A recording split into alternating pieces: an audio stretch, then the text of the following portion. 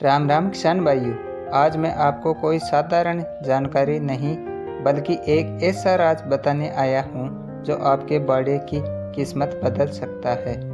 क्या आप जानते हैं उस एक पल के बारे में जब आपकी हट्टी कट्टी मुर्रा या हरियाणवी भैंस जो कल तक बाल्टी भरकर दूध दे रही थी आज अचानक दूध कम कर देती है। यह केवल दूध की कमी नहीं है, एक किसान की रातों की नींद और प्रतिष्ठा पर सीधा असर का वार करती है। हम किसान भाई जो अपनी भैंसों को अपने बच्चों की तरह अपने खून पसीने से पालते हैं, क्या हमें पता है कि इस जादुई दूध के पीछे कौन सा अदृश्य राक्षस छिपा है? आज इस वीडियो के अगले कुछ ही मिनट में राक्षस को बेनकाब करूंगा और आपको हथियार दूंगा जिसे आप अपनी भैंस को वापस उसके पूरे दूध पर ला सकेंगे। यह केवल वीडियो नहीं है, यह आपके और आपकी भैंस के बीच के एक पवित्र रिश्ते की कहानी है जिसे बचाने का समय आ गया है। मेरे साथ बने रहिए क्योंकि आज हम इस रहस्य को सुलझा कर ही दम लेंगे। भाइयों, उस पल को याद करो जब तुम अपनी भैंस के पास दूध निकालने जाते हो। क्या तुमने कभी सोचा है कि तुम्हारी एक डंडे की मार या बाड़े में किसी नए चेहरे की झलक या फिर अचानक बदला हुआ मौसम तुम्हारी भैंस के मन में क्या हलचल पैदा करता है?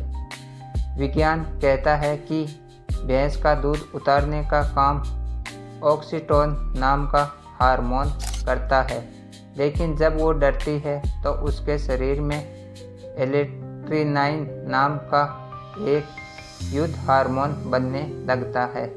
यह हार्मोन दूध को थनों में ही जमा देता है, जैसे कोई अपनी सबसे कीमती चीज़ हमसे छिपा लेता है। एक गलत कदम और तुम्हारी मेहनत पर पानी फिर जाता है। यह तनाव, यह घबराहट, यह एक ऐसा अदृश्य दुश्मन है जो तुम्हारी प्यार को नफरत में बदल सकता है। आज से अपनी भैंस के पास जब भी जाओ, प्यार से सहलाओ, उसे एहसास दिलाओ कि उसका मालिक उसका सबसे बड़ा रक्षक है। अब बात सुनो दूसरे दुश्मन की कहानी। यह दुश्मन बहुत चालाक है और अक्सर हमारे प्यार के वेश में आता है।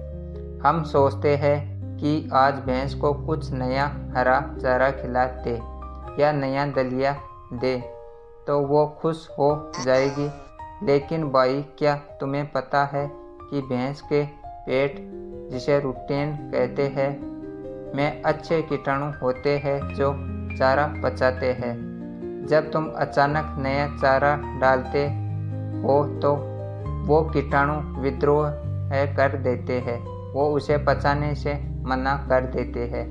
भैंस को अफरा गैस हो जाता है और कब्जी हो जाती है और वो अंदर से टूटने लगती है।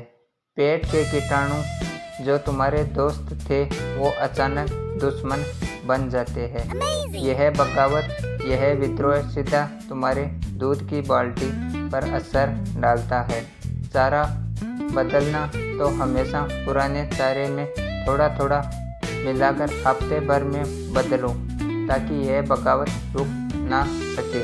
अब सबसे खतरनाक और अदृश्य दुश्मन की बारी। यह दुश्मन एक दीमक की तरह है जो तुम्हारी भैंस को अंदर ही अंदर खोखला कर रहा है। भैंस को हल्का बुखार होता है या फिर पेट के अंदर कीड़े और बाहर चमड़ी पर चिंचड़ियाँ लग जाती है। ये परजीवी तुम्हारी भैंस का खून दिन रात चूसते हैं। तुम उसे कितना भी खल्ली बिलोना खिला लो, वो शरीर को बिल्कुल ही नहीं लगेगा। यह दिमाग का हमला है।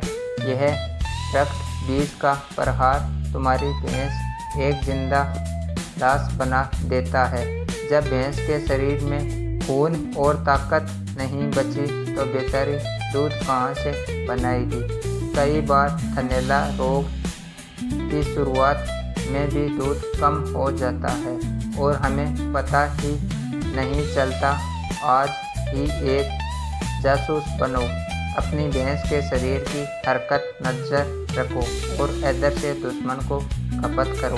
भाई, अब समय आ गया है इन दुश्मनों को हराने का, अपने बाड़े को एक अवैध किला बनाने का, अपनी भैंस के विश्वास को वापस जीतने का। अगर भैंस सुस्त है, जुगली नहीं कर रही है, तो आप तुरंत डॉक्टर को बुलाओ। इसमें कोई देरी मत करो। लेकिन अगर वो सिर्फ दूध कम कर रही है, तो ये 3 काम आज ही कर लेना। भैंस को हर 3 महीने में पेट के कीड़े मारने की दवा ज़रूर दो। यह सबसे पहला और सबसे ज़रूरी कदम है। दूध अचानक कम हुआ है तो उसकी खुराक में एक अच्छा कैल्शियम और मिनरल मिक्सचर तुरंत चालू कर दो। यह उसे फिर से ताकत कर देगा। और सबसे ज़रूरी बात, जब भी दूध निकालने बैठो तो भैंस की पीठ पर प्यार से हाथ फेरो, उसे थपकी दो और उस भैंस को विश्वास दिलाओ कि तुम ही उसके साथ हो। भाई, यह वीडियो केवल जानकारी नहीं है, यह एक मिशन है, एक अभियान है अपने किसान भाई को सख्त बनाने का।